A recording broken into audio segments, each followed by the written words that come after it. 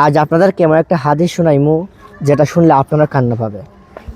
মসজিদের মধ্যে আবু বকর রাদিয়াল্লাহু তাআলা আনহু নামাজরত অবস্থায় কান্না করতেছেন। কান্নার পরে এক সাহাবী জিজ্ঞেস করলেন, হে আবু বকর, তুমি নামাজের মধ্যে কান্না করতেছো কেন?